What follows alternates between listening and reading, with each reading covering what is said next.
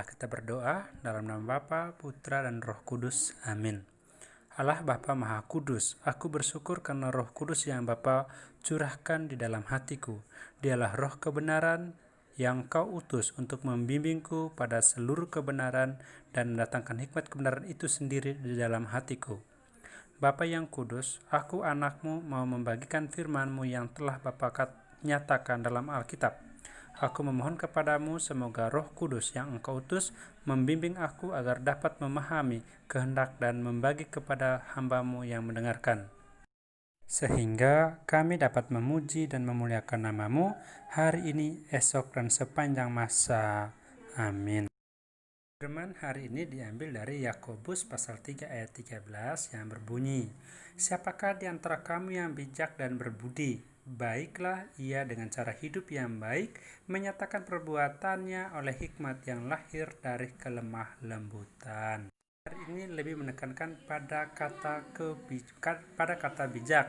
Jadi kalau kita memberikan awalan atau akhiran, maka muncul kata kebijaksanaan ataupun kata bijaksana. Sudah sering kali mendengar kata bijaksana, bahkan mungkin dengan mudah mencap orang lain sebagai orang yang bijaksana. Bijaksana itu merupakan suatu sikap di mana kita dapat menyesuaikan ataupun menempatkan diri di segala kemungkinan terhadap keadaan yang sedang terjadi. Kita diajarkan bahwa bijaksana bukan saja hanya dilihat dari kata-kata atau ucapan yang kita sampaikan, tetapi bijaksana juga hendaknya dapat dilihat dari tindakan kita dalam kehidupan kita sehari-hari. Seringkali kita dalam kehidupan sehari-hari sering berargumentasi untuk entah membenarkan diri sendiri atau mempertahankan kebenaran menurut pikiran kita. Namun kita lupa bahwa apa yang kita pertahankan seringkali justru menjadi awal dari perpecahan. Pertahankan kebenaran yang kita miliki dan mengambil sikap mengalah bukanlah merupakan hal yang berseberangan. Karena mengalah bukan berarti kita salah atau tidak mampu, tetapi merupakan sikap bijak untuk menghindari perpisahan. Nah, beberapa kebiasaan dari orang bijak yang dapat kita temui sehari-hari, dan itu dapat kita simpulkan berikut ini. Kebiasaan-kebiasaan itu dapat kita temui dalam kehidupan mungkin diri kita, mungkin juga dalam keluarga kita, atau orang-orang yang kita temukan, atau mungkin juga adalah pimpinan kita. Semoga kita juga merupakan bagian dari orang yang bijaksana. Orang bijak biasanya mau menerima dan belajar dari kesalahan. Kesalahan itu adalah kenyataan yang sulit untuk kita terima di hati kita masing-masing. Sifat tidak puas dan di sisi lain kita juga ingin sempurna yang terkadang menjadi dasar bagi kita untuk menutup diri dan mengakui kesalahan. Jika kita bijaksana, mestinya kita berusaha untuk menerima dengan lapang dada kesalahan yang kita buat, lalu berusaha memperbaiki diri. Orang bijak biasanya itu yang kedua adalah berani mengambil risiko karena teguh pada pendirian. Teguh pada pendirian dalam konteks mengambil keputusan merupakan sikap yang benar. Dan dari sikap kita, dari keputusan kita, kita mestinya menerima semua kemungkinan risiko yang kita terima. Jadi, jika kita gagal, maka kita terima bukanlah justru meletakkan kegagalan itu pada orang lain.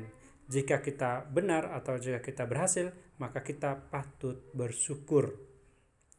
Jadi itulah kalau kita berani mengambil risiko pada keputusan yang kita ambil. Orang bijak biasanya yang ketiga adalah memiliki daftar prioritas hidup. Jadi prioritas hidup di sini saya mengambilnya sebagai kita memiliki tujuan hidup yang jelas.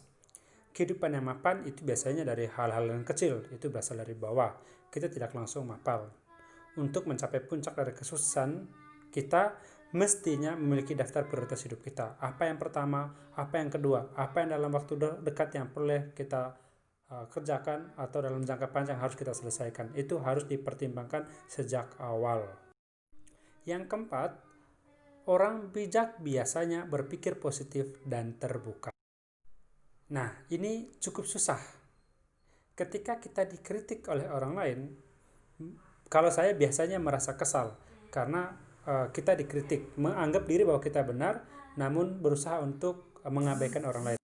Orang bijak mestinya memiliki jiwa menerima atau terbuka atas pandangan dari orang lain, atas masukan-masukan dari orang lain.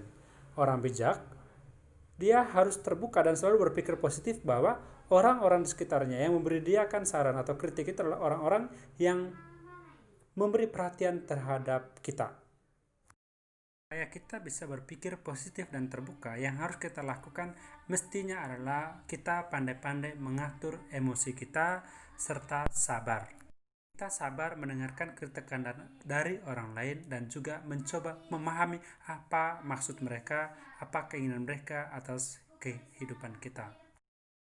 Itulah yang bisa saya bagikan hari ini dan kita sampai pada doa penutup.